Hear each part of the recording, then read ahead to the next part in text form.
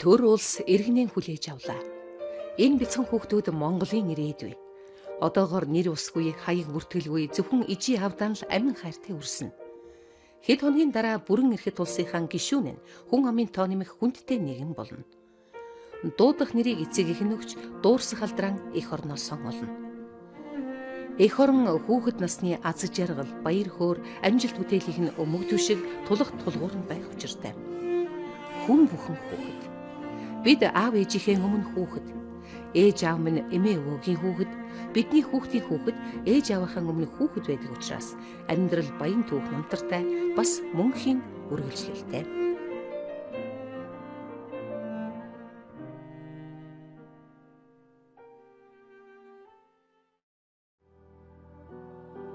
Энэ зургийг харъя. Монгол улс юуны ирмэгтэд тулж ирснийг төвөггүй ойлгоно. Хүүхэд инх тун хөсгөн бүхэл эсэм минь дамарчхан заяа мэдсэн тийм харанхуй бүдүүлийг нийгэмд амь сууж байлаа. Цөөн хүн амтай нүүдлийн аж ахуйтай тал нутгийн Монгол орн үнэхээр мөххийн ирмэгт байсан гэдэг нь үнэ. Түүхийг хичнээн олон янзаар тайлбарлаж бичлээж 1921 оны хувьсгал Монгол орны сэргэн мандлын цэлгэр үе таалгыг нээсэн билээ. Монгол хүүхдүүдийн амьдрал яаж өөрчлөгдсөнийг харахад ядарсан Монгол орны цэцэглэж үндийснийг хэн бүхэн төвөггүй ойлгоно. Сайн цаг ирж ард олон эрх чөлөө тусгаар тогтнолоо байлдан олсон. Улс Монгол дахин сэргсэн юм. Энэ бол 20 дугаар зуунд тохиолсон түүхэн үйл явдал. Монгол хүүхэд шин цагийн хөгжилд хөл тавьсан цаг үе. Улс орон хүүхэд гэдэг хамгийн залуу иргэдэн анхаарал халамж хандуулж эхэлсэн. Бас энэ цаг үеэс хүүхэд насны аз жаргалын түүх бичигддэг юм.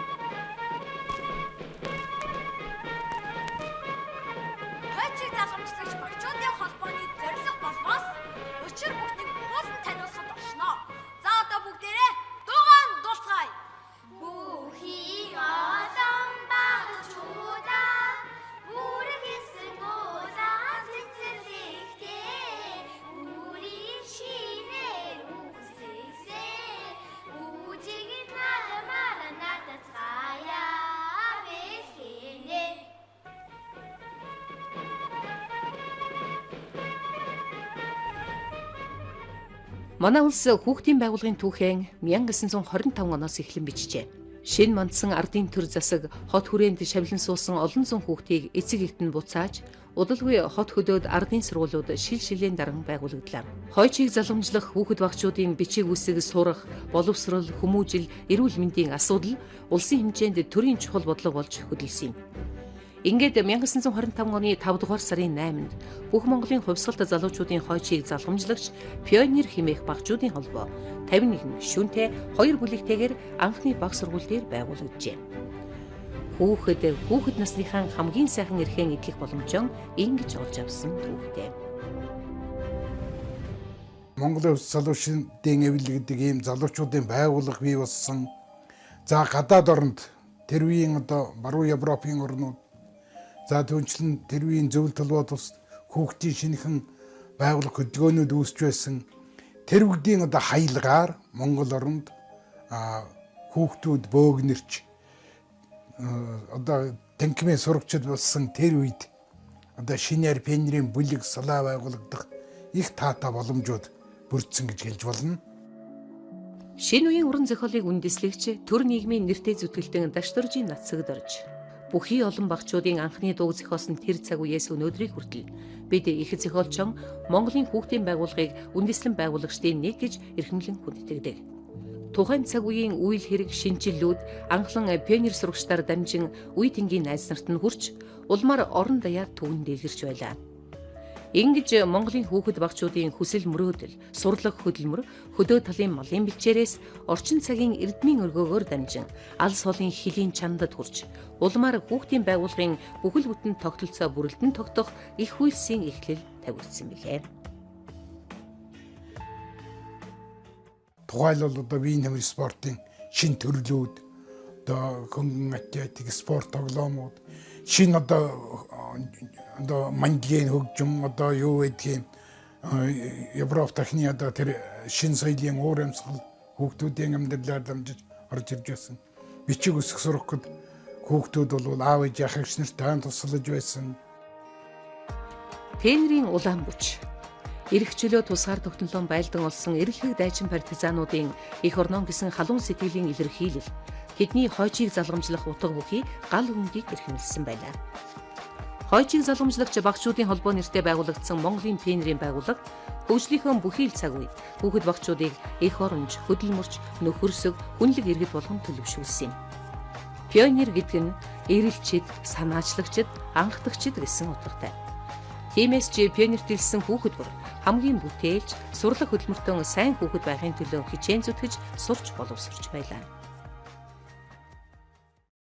1926 оны 6 дугаар сарын 8-ны өдөр залгамжлагч сэтгүүлийн анхны дугаар хэвлэгдэж, дээд хэсэгт ард түмний төлөө бэлхэн бол хизээд бэлхнэ гэсэн урья нийтэлжээ. Тэр өдрөөс хойш залгамжлагч сэтгүүл үе үеийн пионер сурагчдын унших дуртай сэтгүүл хүүхэд багчуудын хүмүүжүүлэгч нь болсон ч гэж ярьдаг. Бичиг үсэг тайлж хорвоо дэлхийн сонирхолтой бүхнийг шинжлэх ухаанчаар хэлж өгсөн гайхалтай цонх болж билээ. Өөрийгөө одоо дүгнэхэд өөрт нь одоо бодож байгаа тэр болж байгаа улс орны болон орчин тойронд болж байгаа үйл явдлыг яг өөрийнхөө оюун одоо сэтгүүгээр дүгнэж тэр үнд өөрийнхөө оролцоог тодорхойлж чадхад хүүхдийн хэвлэл бол үнэхээр одоо чухал үүрэг гүйцэтгэж байсан гэж бодож байна. Залгамж сэтгүүл бол хүүхдэд танин мэдхүү одоо сонгодог утга зохиолыг одоо яг чиглэлтэй. Пионерийн үнэн сон бол яг тухайн үеийн хүүхдийн хүсэж байгаа тэр мэдхийнсэн гэж хүсэж байгаа тэр амьдрал руу н одоо дөтлөх одоо хөтлөх тийм ээ. Энэ талаараа бид их санаачлаг гаргаж ажиллаж исэн. Газар бүр дэлгэрч эхэлсэн пионерийн дуу, гал улаан бүч, шугам жигсаал нь Монгол орны шин цаг үеийн хөгжлийн бэлэг тэмдэг болж, ирээдүйн сайн сайхан руу уриалан дуудсан хүүхэд насны цогтой дуудлага болж билээ. Хүүхдүүд хөгжлийн төлөө тэмүүлж эхэлсэн. Түүх ийм л байсан. Хизээд бэлхэн гэж цоглог илэрхийлэх хүрээтэй тэмүүлэл дүүрэн пионер багчуудын үйл хэрэг булан бүр дэлгэрч 1929 оны 8 дугаар сард анх удаа Москва хотноо улсан бүх холбоотын пионерийн анх дугаар чуулганд хүрсэн билээ. Бурангүй цагт бүгд л хончин найдан шиг явсан хүүхдүүд соёл боловсролын үр шимээр пионерийн гэгээн үлсээрэн дэлхийтэй хөл нийлүүлсэн нь энэ юм аа. Пионер би Ленинч гэсэн сайхан нэрийг ариун хадгалж чадхаар сурч, ажиллаж, амьдарч сурахаар тангаргалж байна. Пионер би фашистийн түрэмгийлэгчдийг үнэн голоосоо занан үзэг бөгөөд эх орноо хамгаалах үйл хэрэгт өөрийн биеийг цуцдаггүйгээр бэлтгэн байхыг бидний их жаргалын төлөө амиа өгсөн баатар тэмцэгчдийн нэрээр тангаргалж байна. Тэдний цус миний пионерын галстук манай улаан туг дээр дүрлзэж байгааг бид мөнхөд санан дурсан. Сургуулийн насны бүх хүүхдийг бичиг үсэгтэй эрүүл саруулхан болгох нь улсын нэгдүгээр зорилт байсан гэж хэлж болно. Гэхдээ энэ бүгд амаргүй байсан юм. Та бид Лодой дам зохиолчийн манай сургуулийн туужийг бас сайн мэднэ. Гэтэл ангийн зөрчил төмрийн гал шиг авалцаж, эсэргүүнээр ардын сургуулийг галдан шатааж, түүний уршгаар олон багш амь алдаж, хүүхэд багчуудад сургуулиан орхисон эмгэнэлт явдал олонтоо гарсан юм. Гэвч хүүхдүүд туулаад л гарсан. Баруунтны хөдөлгөөн, зүүнтний хөдөлгөөн 1932 оны одоо бослого, лам нарын бослого ч гэдэм үү. 1937-8 оны үеийн одоо их хэлмэгдүүлэлт, 1939 оны халахгуулын дайн тэр бүгдийн одоо хөлд бол хүүхдийн байгууллага хөдөлгөөн бас л одоо нэрвэгдэж байсан. Монголын хүүхдийн байгууллагын түүх улс орныхон хөгжлийн бүх адармаатай хүн хэцүү үеийг хамтдаа туулсан эрэлхэг, эрс шулуун намтартай. Ам биеийн өгсөн, үйлс бүтээлийн өргөсөн, хүндтэй ахмад пионеруудын туулж өнгөрүүлсэн, үлдээж өвлүүлсэн үйлс бүтээл түүхэн амьдралын зам мөр бэлхнэ байгаа учраас энэ бол бодиттой намтраа. Дэлхийн 2 дугаар дайны дараагаар бол хүүхдүүд зөвлөлтийн айрам туслах. Ер нь одоо тийм зориг баатарлангу одоо тийм тэмцэлд бол хүүхдүүдийн хүсэл эрмэлзэл тохирсон ажлууд хийгдэж байсан. Хамгийн сайн мордоо бол пионерууд улаан айрамд бэлгэлж байсан. Дайны хүнд бэрхжилүүдэд бол өөрсдийнхөө амьдрал тусдаа тийм шинэ ажлуудыг санаачилж байсан. Түүхэнд хар тол бүлдээсэн тэр дайн шудраг хүндрэлтний ялалтаар дуусч өрн хавартай суулгаж билээ. 1944 онд пионерийн үнэн саний анхны дугаар хэвлэгдэн гарсан. Пионерийн үнэн бол Монголын үе үеийн хүүхэд багчуудын унших дуртай, мэдлэг мэдээллийн уурхай болсон сонин байлаа. Монголын радио хүүхдэд зориулсан тогтмол нэвтрүүлэгтэй болсон юм. Байна л да. бүгд найрамдах Монгол ард улсын өсвөрийн пионер би. Монгол ардын хувьсгалт намын үйл хэрэгт үнэнч байж, социализмын ялтын төлөө бат зогсгоо өөрийн нөхдийн өмнө баясгалантайгаар хангараглан эх орныхоо хүндэт иргэн болохын төлөө амьдарч суралцгаан батлана. Хүн төрлөختөн аюултад аниг булшлан дарж инх цагийн амьдралд аажин боловч идэвхтэй шилжин улс орон үндийж үр хүүхдүүд аз жаргалтай сайхан амьдралын гэгээн зам дээр нэгэнт гарсан үе. Энэ бол 1950-аас 60 он. 1958 онд Улаанбаатар хотод хүүхдийн пенрийн ордон үүд хаалгаа нээлээ. Олон зуун хүүхдийн сайн сайхан ирээдүйн гэрэлт ордон болсон энэ өргөө үүд хаалгаа нээсэн нь Монголын хүүхдийн амьдрал гарсан томоохон үйл явдал юм. Пенрийн ордны зураг, хөгжим, хатгамал, зохион бүтээх гээд 20 гаруй төрлийн дугуйланд 1000 орчим хүүхэд суралцж байлаа. Тэр үед чинь ерөөсө пенрийн ажлын том төв нь пенрийн ордон байх ёстой гэж би өөрөө үздэг байсан.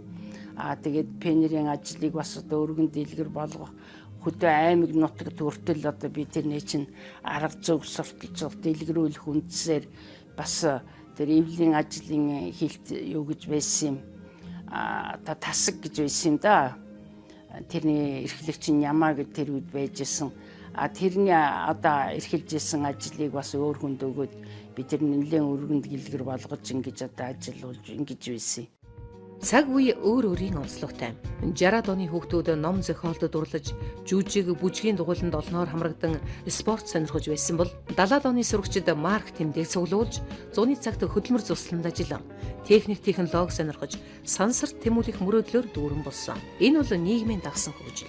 Монголын хүүхдийн байгууллагын зорилтож өргөжөж, пенрүүд баатарчуудаа үлгэр дуурайл болж, пенрүүд нь эвлийн гишүүний бат найдвартай залхамжлагч болохын төлөө чармааж байсан цаг үе. Өсвөрийн ленинчүүдийн хөдөлгөөн өрнөж, сургууль, анги хамт олонд орс хэл сурах, артекст цусланд явах хөдөлгөөнч мөн эрчимтэй өрнөсөн цаг.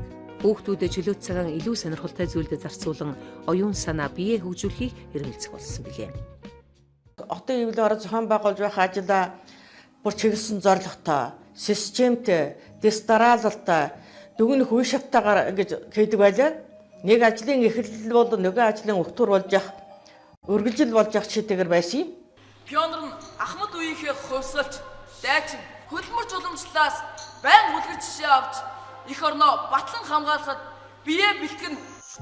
1960-аас 70-аад он бол Монголын пенрийн байгууллагын үйл ажиллагааны оргил үе байлаа. Тухайн үед Монголын пенрийн байгууллага 72472 гишүүнтэй, 423 бүлгэмтэй, 2384 бүлэгтэй, 6561 салаатай, 50,000 орчим баатарчуудыг игнэндээ нэгтгэсэн, зохион байгуулалтын хувьд бэхжсэн, үзэл сурталын хувьд тогтсон, хүүхэд багцуудын дунд нэр хүнд нь өссөн, олон мянган хүүхэд багцуудыг игнэндээ нэгтгэсэн байгууллага байлаа. Тийм учраас хөдөлмөр сургалтын 2 жилийн аян гэдгийг би одоо зохион байгуулсан юм байгаа юм. За тэр аянаар л одоо тэгээд тэр үеийн одоо хүүхдийн соёлч нөхөрлөл гэж байна, 5 онцын эзэн гэж байна, нацагтар тэмдэгтэн гэж байна. Ийм зүйлүүч л одоо тэр тэгээ хамгийн том арга хэмжээ бол пенрийн 1-2 дугаар чуулган гэдгийг би тэр үед тэр 40 жилийн хугацсан их том ажил болгож явуулсан юм шүү дээ. Анх дугаар чуулган зохион байгуулагдсанараа хүүхдүүдийн санаа бодлыг сонсож, тэдний дуу хоолойг томчуудад, хүүхдүүдэд хүргэх нэг чухал үүрэг болж чадсан юм. 1965 оны 2 дугаар сард Монголын пенрийн байгууллагын 40 жилийн ой тохиож, бүгд найрамдах Монгол ард улсын тэргүүлэгчдийн зарилгаар дамжны Сүхбаатарын нэрмжит болгож, ардын хувьсгалын жилүүдэд залуу үеийг нам засаг ард түмэндээ хязгааргүй үнэж, социализмын үйл хэргийн төлөө цуцалтгүй тэмцэгчид болгон хүмүүжүүлэх үйлсэд Монголын пенрийн байгууллага их хөв нэмэр оруулсныг үнэлэн Сүхбаатарын одонгоор шагнасан түүхэн зам байна. Сургалтыг үйлдвэрлэлтэй холбох гэдэг энэ гол асуудал чинь бүх нийтийг л одоо хамарна гэсэн үг юм шүү дээ тий. За ийм учраас яг одоо миний тэр ажиллаж байх үед чинь тэр хөдөлмөр зуслан гэдэг чинь хот хөдөөгөө олноор байгуулагдаж сургууль бүхэн хөдөлмөр амралтын зуслантай тэнд одоо хүүхэд зуныхаа амралт дээр очиж тэр хөдөө нутагт яаж амьдэрдэг, яаж ажилдгийг тэр бүхнийг одоо